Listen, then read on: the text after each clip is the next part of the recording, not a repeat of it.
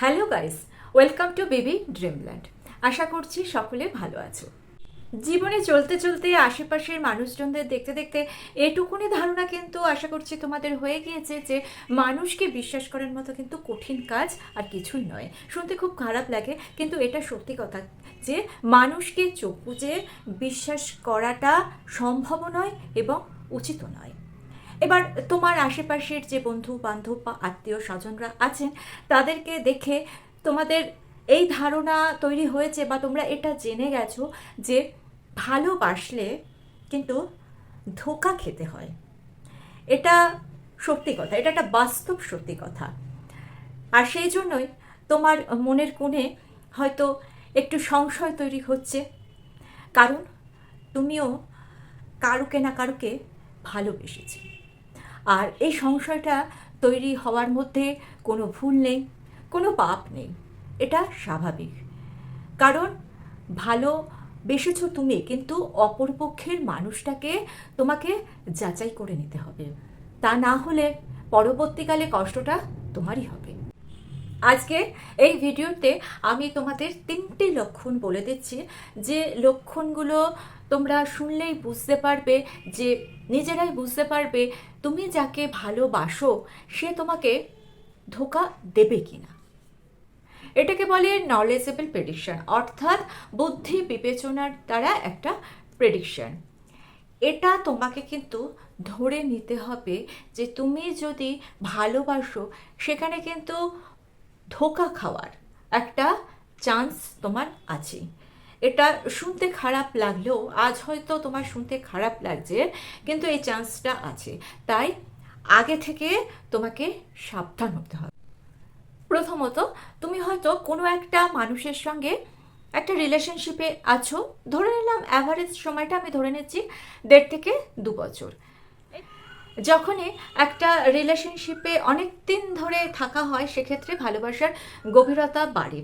এক্ষেত্রে যদি এরকম হয় যে অপরপক্ষের মানুষটা তার বন্ধু বান্ধব রিলেটিভদের সঙ্গে তোমার পরিচয় করে দিচ্ছে না, অর্থাৎ সোজা কথায় তোমাকে সে সমাজে এক্সপোজ করছে না।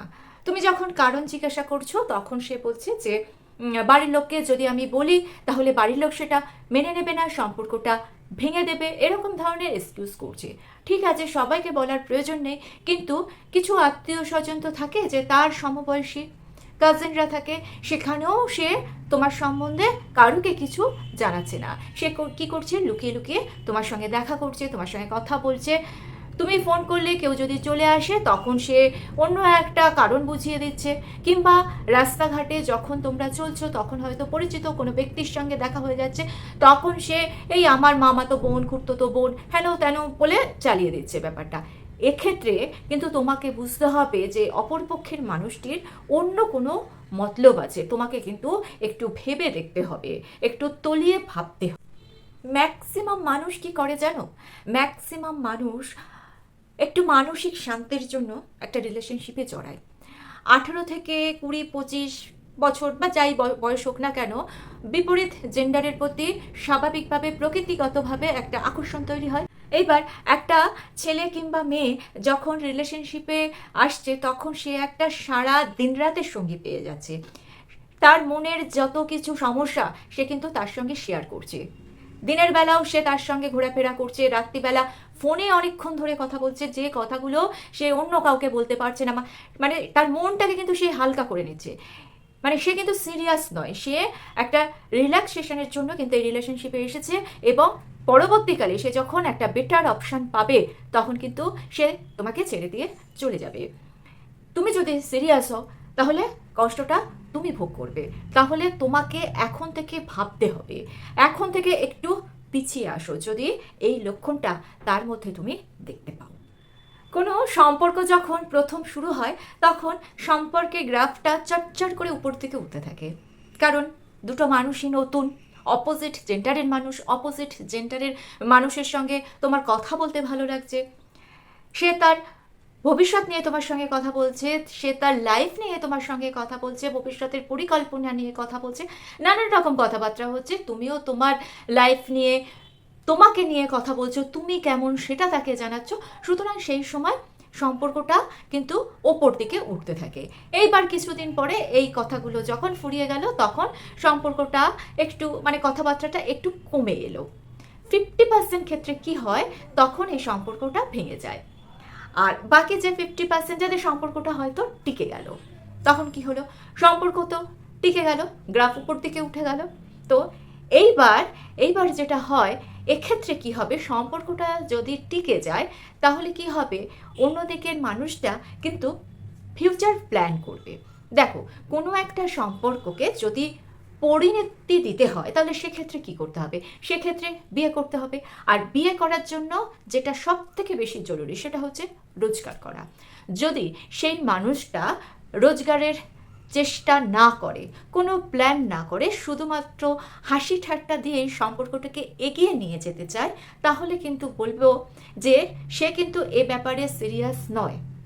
কারণ সে যদি সিরিয়াস হয় সেক্ষেত্রে কিন্তু সে ভবিষ্যতের পরিকল্পনা করবে। সে ভাববে যে আমাকে একটা চাকরি পেতে হবে, ছেলে মেয়ে সবার ক্ষেত্রেই, যে আমাকে কেরিয়ারটা আগে তৈরি করতে হবে, আগে পয়সা ইনকাম করতে হবে, তারপর একটা বাড়ি করতে হবে, থাকার জায়গা করতে হবে, তারপর সেটেল হতে হবে।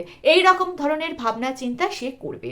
যখন দেখবে সে এরকম ধরনের ভাবনা চিন্তা করছে না, তাহলে কিন্তু জানবে সে এই সম্পর্কের ব্যাপারে সিরিয়াস নয়, সে জাস্ট টাইম পাস করতে এসেছে। সুতরাং এক্ষেত্রেও কিন্তু তোমাকে ভাবতে হবে, তোমাকে একটু পিছিয়ে আসতে হবে। 3 নম্বর পয়েন্ট, কিছু কিছু মানুষ আছে যারা একটু বেশি চালাক। তারা কি করে জানো তো, তারা নিজের মতো করে সম্পর্কটাকে এগিয়ে নিয়ে যেতে চায়। তারা তাদের ফ্যামিলি, তাদের বন্ধু বান্ধব সবার সঙ্গে কিন্তু সময় কাটাচ্ছে। এবার যখন তার ইচ্ছে হচ্ছে তখন সে তোমাকে ফোন করছে, যখন তার ইচ্ছা হচ্ছে সে তোমার সঙ্গে দেখা করছে, তোমাকে মেসেজ করছে।